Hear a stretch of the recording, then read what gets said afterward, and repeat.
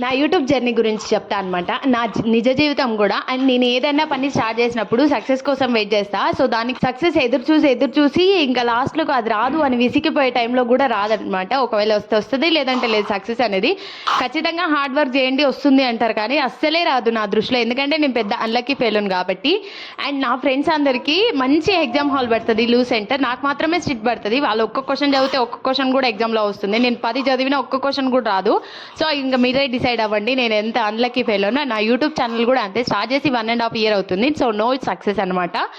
నేను సక్సెస్ కోసం వెయిట్ చేస్తా అని చెప్పట్లేదు, ఏదో ఒక రకంగా వస్తుంది అనే ట్రై చేస్తున్నా అనమాట. స్టిల్ ఇప్పటికి కూడా. మీలో ఎంతమందికి నాలాగా జరుగుతుందో కామెంట్ చేయండి. సేమ్ అంతే నా జీవితం కూడా. పెద్ద అన్లక్కీ క్యాండిడేట్ అనమాట నేను. అండ్ ఈ రోజు వీడియో వచ్చేసి ఫ్యాన్ వీడియో అనమాట. ఇది ఆటోమేటిక్ రిమోట్ కంట్రోల్ ఫ్యాన్. రేపు మా అత్త వాళ్ళు వస్తున్నారని చెప్పేసి ఫిట్ చేస్తున్నాము. అండ్ ఇది వచ్చేసి మనకి రిమోట్ తోనే ఆన్ అవుతుంది ఆటోమేటిక్. ఇది 2000 ఏమో పడింది. మా హాల్లో కూడా ఇదే ఫ్యాన్ అనమాట.